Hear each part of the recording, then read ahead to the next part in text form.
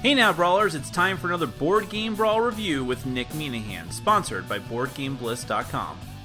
Hey now, today we're going to take a look at Fire and Axe, a Viking Saga from IDW and Pandasaurus. Now, this is actually a reprint of a much older game. Well, I don't know how much older. I'm pretty sure it's mid to late 2000s, not the 2010s. It's been out of print for quite a while, and it was pretty in demand. I think it was going for pretty big bucks, and finally IDW stepped in and decided to reprint it, and they gave it a facelift, so it's got new artwork, new components, all of these different things. Now, what the game is, as you might anticipate from the name, A Viking Saga, is about Vikings. Each player is taking control of a different colored clan of Viking warriors. You all have the same abilities and things, you're just different colors of clans, the miniatures and things. And you are going around this map and trying to take control of different ports back during the Viking times. You can raid cities, you can settle them with your own Viking clan, you can possibly mess up the other players doing this, you can trade, because I guess Vikings traded. Who knew that? And there's all these different things that you have to worry about, like different achievements that you want to try to earn. There's different rune cards that you can play against each other. There are weather conditions. All of these different things you have to worry about as you sail around the seas and try to become the best Viking clan ever. Let me go ahead and give you a brief look at how the game is played. Then we're going to come back. I'll let you know what I think.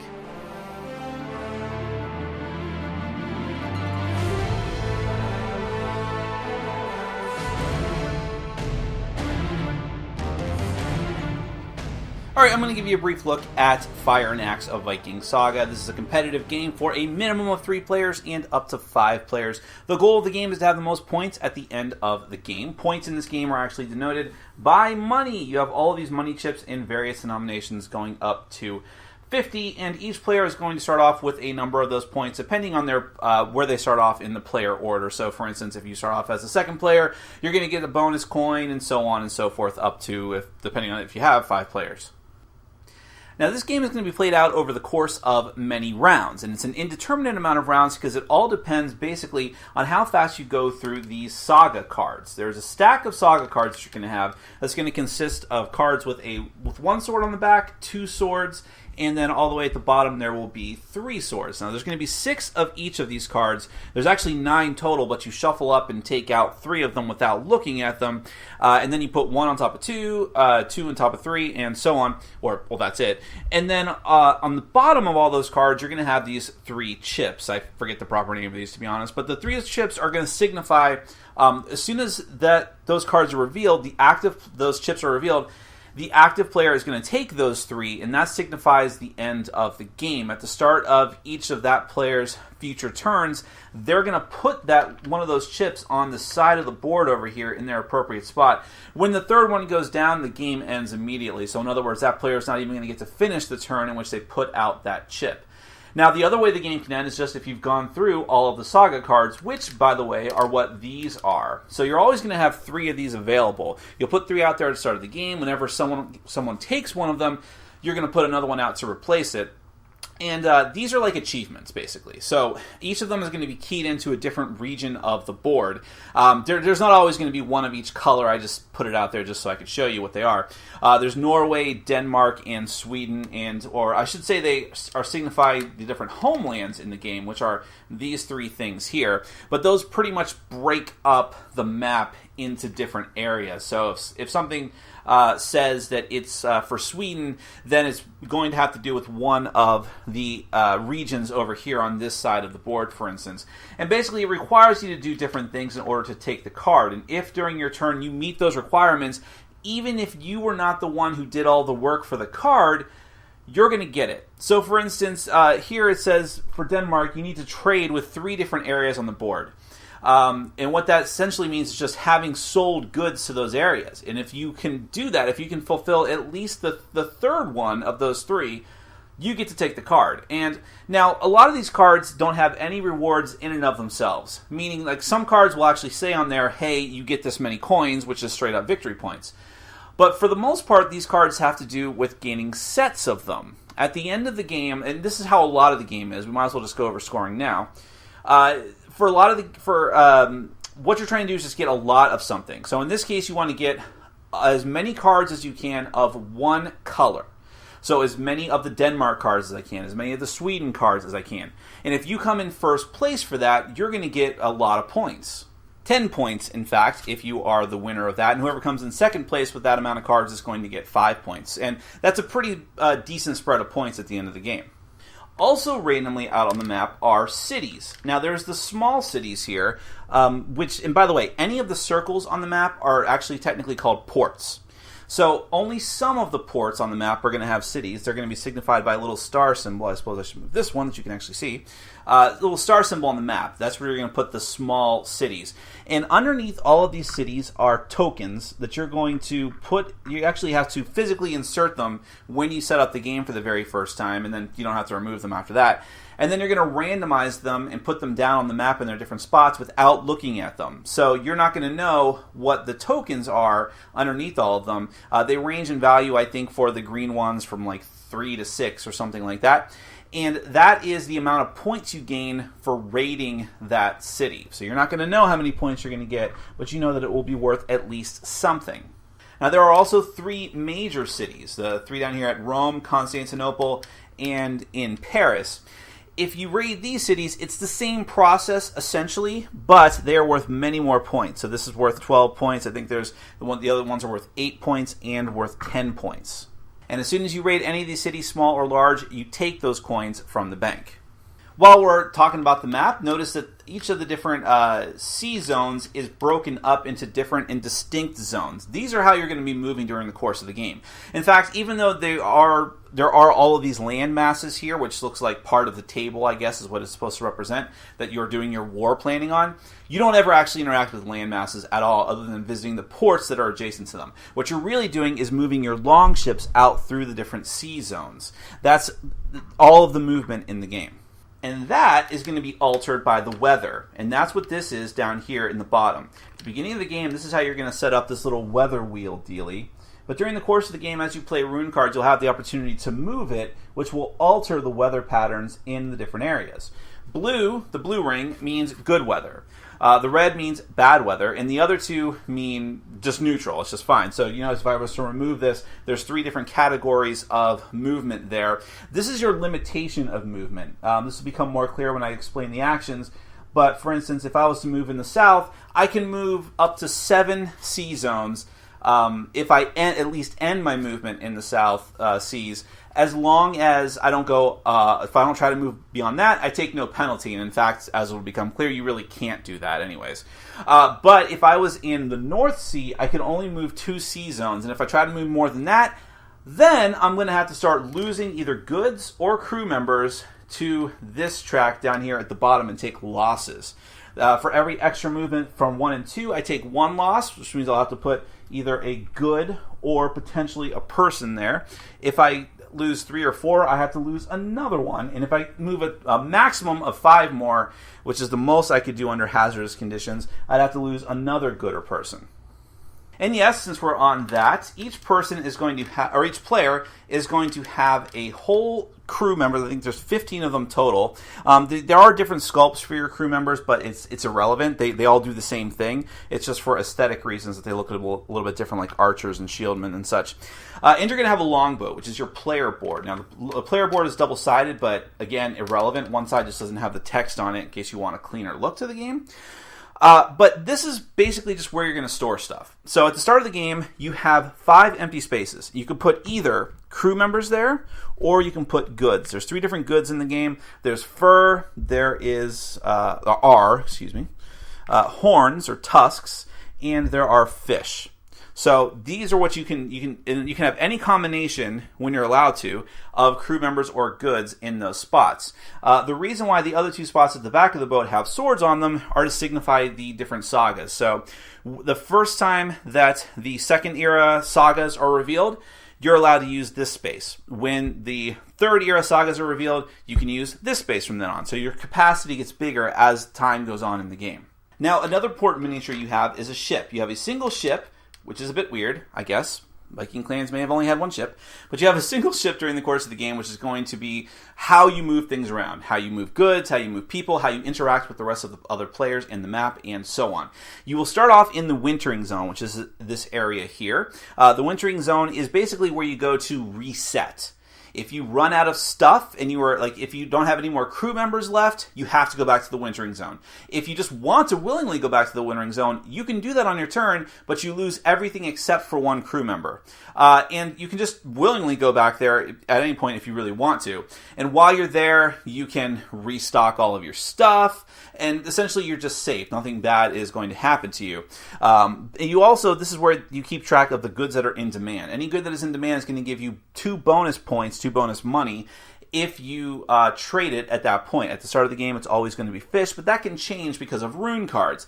And rune cards, so funny you mentioned that, Nick. Let's talk about rune cards. You're going to have a whole deck of these that you'll shuffle up, and each player is only going to start off with one of them, but you can restock them when you get to your homeland. And yes, homelands are the things I mentioned before that are the 3 different colors corresponding to the different Saga cards. You can actually move out of the wintering zone into one of the homelands for free on your turn. It doesn't cost you any kind of action, and you'll be able to restock on your cards there, although you can't use the cards there, which is an important distinction. You can also discard these rune cards at any time that you want, unless it says otherwise. Now, the rune cards are basically special abilities that you're going to get to use against the other players. I'll go over them a little bit because they're not going to make much sense right now, but you'll start off with 1, and you have a maximum hand size of 3. Finally, the last thing I'll show you is the days track, which is essentially, it can also be called the action track, because on your turn, you have a total amount of time equal to 7 days. Every time you do an action that's either going to be restocking or movement, sailing, you have to move up on the track. So let's say I move 1 sea zone, I have to move myself up 1 on the track on my turn. If I decide to restock, I have to move myself up by 1. This is while I'm in the wintering zone, by the way, is when I'm restocking. But I move myself up by 1 for every thing that I take, whether it is a rune card or whether it's a crew member or whether it's a good. I've moved myself up 1. And then at any point, as I'm moving up on each of these tracks, I have to add together the time. So right here, I've used a total of 5 days. 3 days sailing, 2 days restock. As soon as I get up to 7, a combination of 7 days on those 2 tracks, I'm done. My turn is over.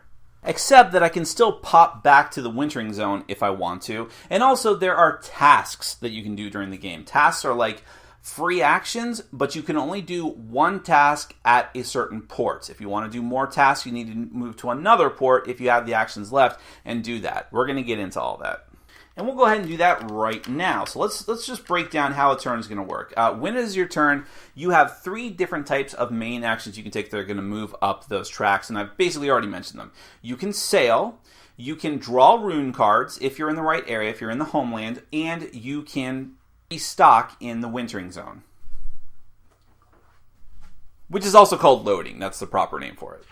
Now, like I basically already said, when you're in the wintering zone, you can move out to one of the homelands for free. You can restock before you leave, moving up on the track. But when you go out to a homeland, then and only then, while you're there, you can restock on rune cards. And if you have any actions left, then you can move out into a sea zone. Now, moving out from an area, either a port or a homeland, costs you 1 of your days of time, your actions, and then moving to a new sea zone costs you another 1, and then if you want to go into a port, it's going to cost you another day. Now, you don't technically move into a port, you just kind of move adjacent to it, because there's usually going to be stuff in those ports, whether it's going to be cities, whether it's going to be goods, because that's what happens when you trade there. You put the goods in the city or right next to it to show that it's there, or it might have a crew member there, either yours or someone else's.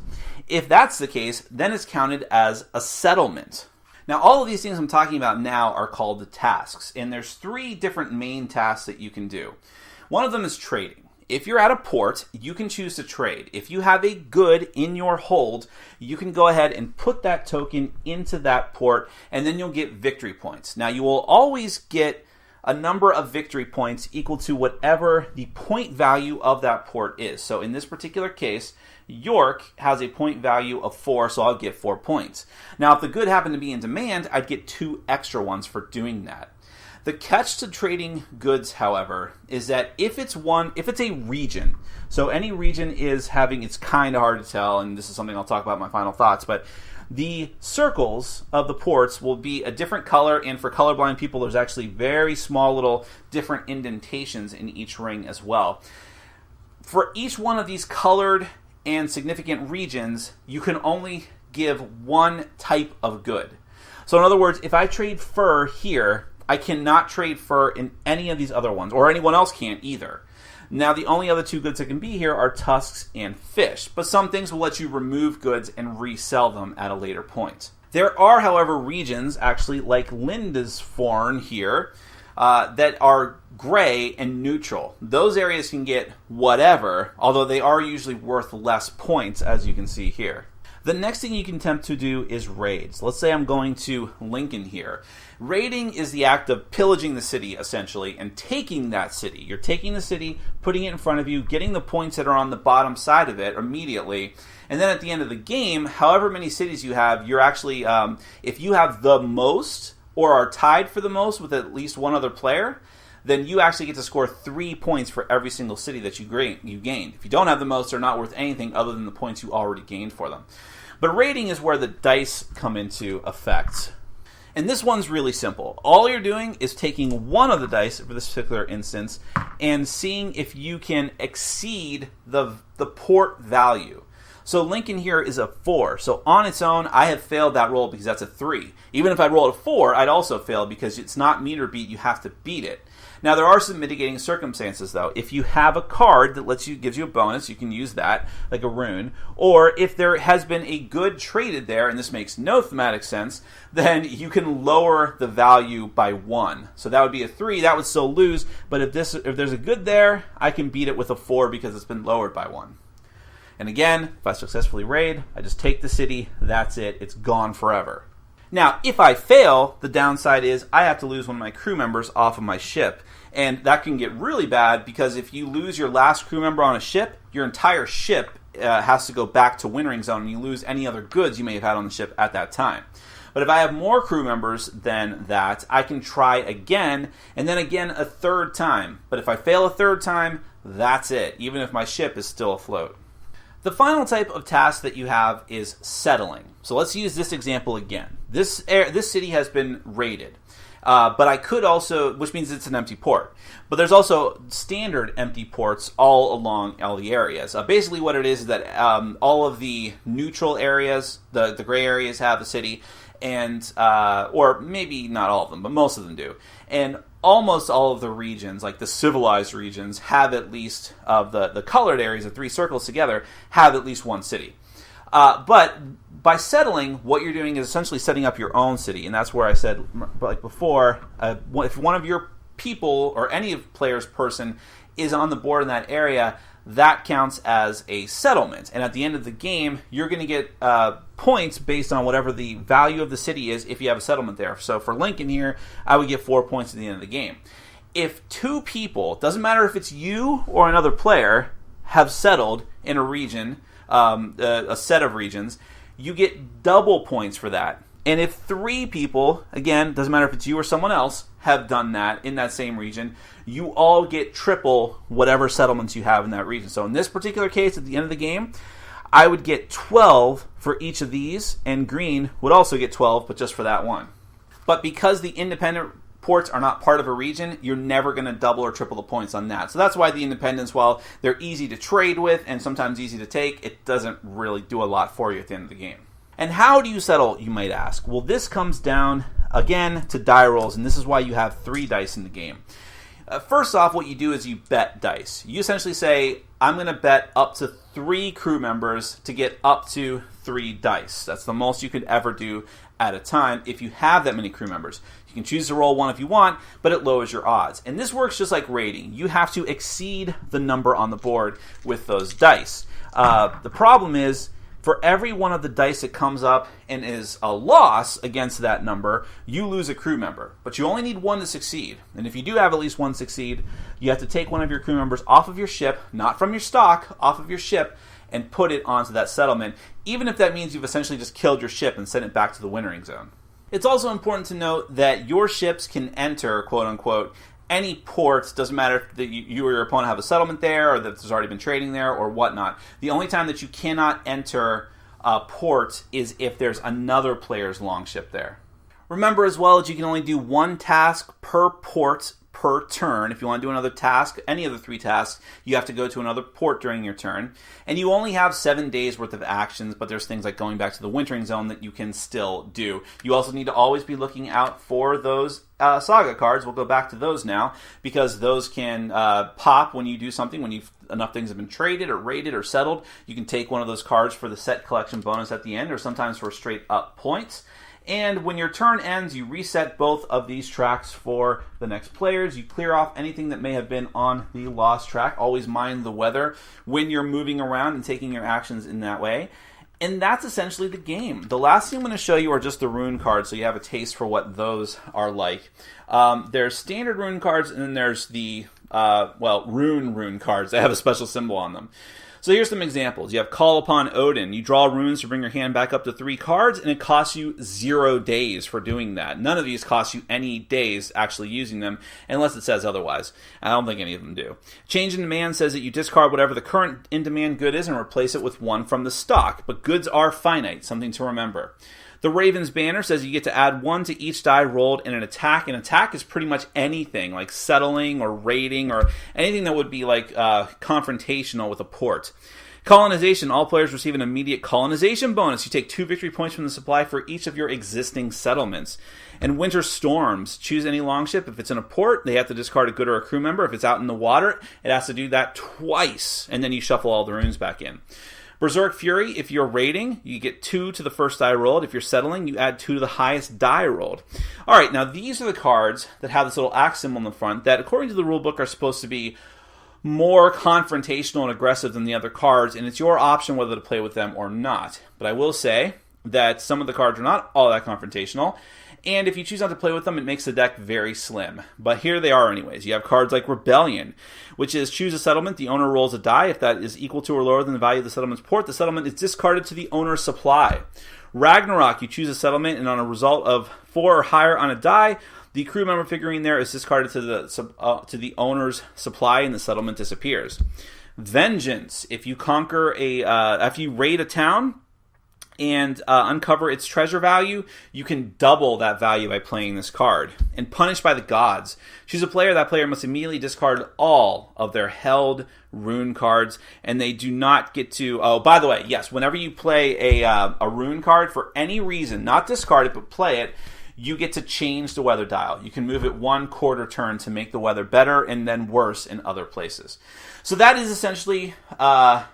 Fire and Axe, a Viking saga. You're trying to get the most points by the end, which you're going to do by raiding cities, getting these different achievement saga cards, and for the set collection points at the end, having the most cities raided, having as many settlements as you possibly can, and making their value even higher, and so on and so forth. Let's get to my final thoughts. Alright, we'll start off with the theme of the game. It is Vikings. Vikings are hot right now. I've played a lot of games lately with that theme. I think that it's not implemented all that terrifically here in Fire and Axe. Not because, there's artwork with Vikings, and there's little Viking miniatures. Maybe they're not the most grandiose miniatures, but okay, they're there. You have a longboat. Okay, there are these things, but then again, if you squint at the map, there's no way you can tell what era it is and what it's supposed to be, or if it's even Earth. If you really squint, it's really hard to tell. I'll get to that in a second. And then, really, you're just doing the same kind of things that any kind of raiding and pillaging and attack area control game has you doing. So, I felt like maybe there wasn't enough theme there. Part of that is maybe because they decided to go with a more realistic approach to Vikings with this, with the exception of the rune cards. I don't know what that's really supposed to represent, other than just the random fates and fortunes of the Viking tribes, perhaps, although there is some weird things like calling to Odin. But they definitely did not go in a direction like Blood Rage, for instance, which is like tons of monsters coming out and just like really crazy stuff during Ragnarok. This is more straight-laced, and perhaps that's part of the reason why the theme doesn't seem as extravagant, but it really felt like it could have been anything and not just a Viking game. Going on to the components, though, I think they're quality for the most part. Having the little miniatures, they're not the most grandiose miniatures, but who cares? And the longbow boards and all the little coins and tokens are actually pretty cool. What I didn't like was the board itself. The board, and this goes back to what I was just saying, is very, very drab and dry and bored looking. Well, no pun intended. I mean, the different land masses, you don't interact with them, so they don't need anything on them. I get that. But to make them just look like wood, looks pretty bland. And the different ports of call, the colors, I actually think, well, I mean, it's really tough for a colorblind person because all you have are the little tiny different notches on each of the regions to differentiate themselves, or memory if you've played the game a couple of times. But then, even for color-sighted people, fully color-sighted people, looking at the different regions, it's really hard to tell the difference sometimes, and telling which ones are gray or not. And I don't think it's my vision going bad. Everything just looks very washed out. I mean, and again, that might be because they're trying to give that authentic Viking look, like vintage type of look. It doesn't work all that well, and I was kind of disappointed in it. But I like the artwork on the rune cards, and all the other components look okay.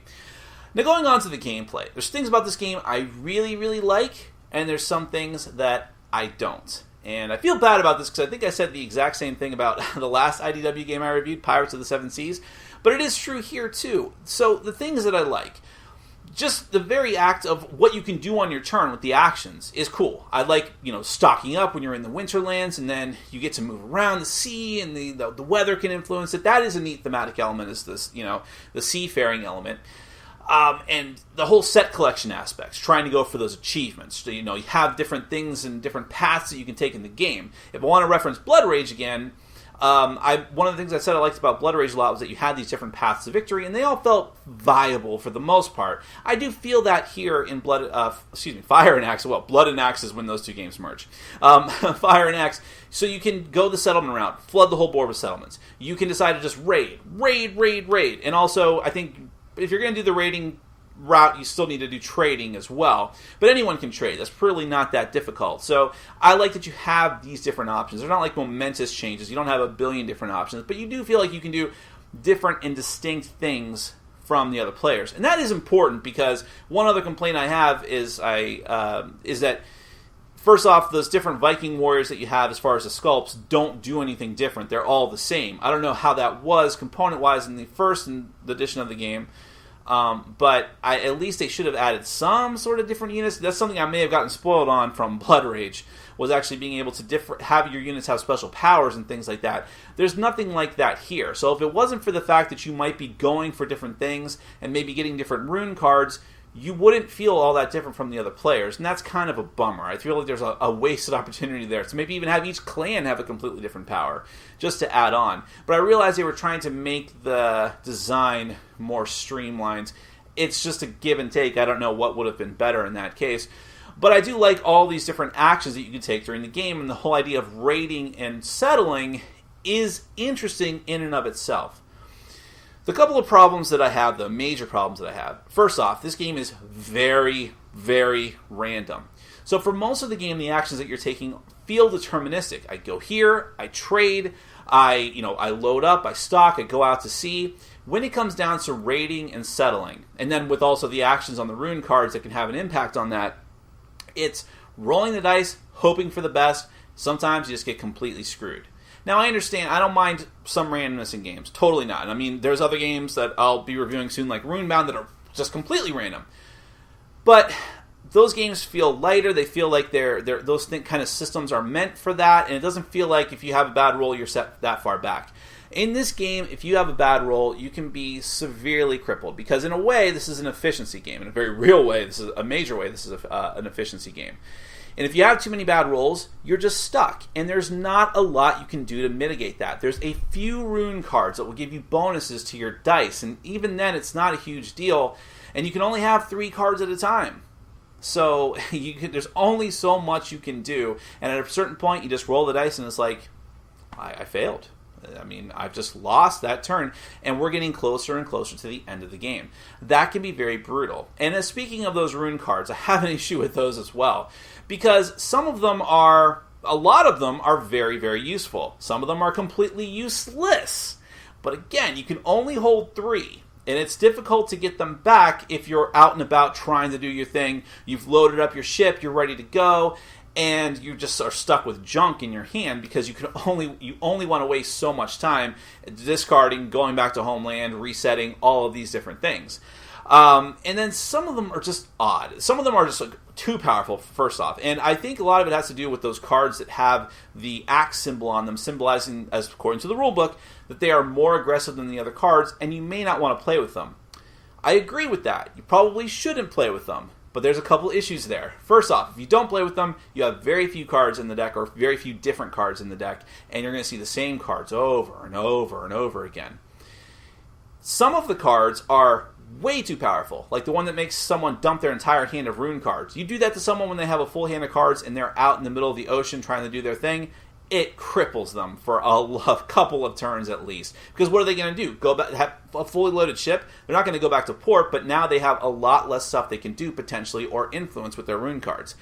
Whereas there's other cards that are marked as the axe cards that just affect victory points, but why are those aggressive cards? I don't really understand that.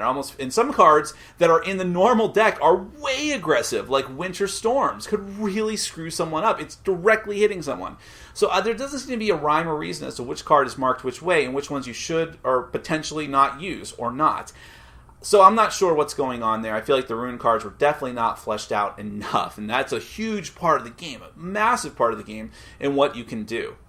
All of these things, and again, that's another random thing too, all these things are compounded by the fact that the game is very long.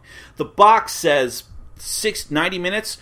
That seems long. Total lie, too, because even with 3 players, which is how we played the first time I played this game, the game stretched on for over 3 hours. And I understand the first time you play a game, there's going to be this learning curve. But the fact is, the game is relatively simple. The learning time for this might only be like 20 minutes, even the first time that you play. That's about how long it took us. And on subsequent plays, when I knew what I was doing, it was really quick. And it still dragged on and on and on. And when a game is that long, and you can get randomly screwed by dice at every turn, that's a problem. That's a serious problem. So sometimes in each game I would say that I played this game 3 times. I don't know why I held up 5 fingers. 3 times. There was one person who was out. They were out at a certain point. They're like, well, I have gotten screwed by dice. I have not gotten to ports when I needed to. All of these different things. So while there was deterministic things that he could have done better, sometimes it wasn't his fault. And in any of those games, and it was just, what can I do? And that's brutal in a very long game. So I was very upset about that. And overall, while again, I think there are some good elements to it, I just don't... It feels like a design from yesteryear. And it wasn't that long ago, I don't think. Maybe I'm totally misunderstanding how old this game is, and it could be from the 90s. I don't know, but it feels that way. Because it just feels like some of these things could have just been filtered out. Make it an entirely deterministic game. Or make it a totally random game, but one that's much faster, more in your face, and more aggressive. Because if it wasn't for some of those cards, you might not even interact with the other players that much, other than racing to get to these different ports to gain different achievements and things. But it's such a weird thing to say. It just feels like it's past its time, is the best way to describe it. I like some things about it. Some parts I wish were more expanded, the more deterministic parts, and some things I would just cut out altogether or completely redevelop, like the Rune cards, like the randomness of rolling for settlements and raiding. So at this point, I know some people who love this type of game and who love Vikings should at least try it. But for anyone else, I would say no. And especially in the wake of, if you do like Vikings, there's so many other better options now. First and foremost being Blood Rage. So now that you have more options, we're in the age of Vikings and board gaming, I don't see a reason to revisit Fire and Axe, despite the fact that some people were clamoring for this reprint. I think there were a minority of people. That is Fire and Axe, a Viking Saga from IDW and Pandasaurus. Thanks for watching. Follow us on Facebook, Twitter, and Patreon. And make sure to check out our sponsor, Board Game Bliss, where you can find an amazing selection of games from around the world. BoardGameBliss.com. Thanks for your support.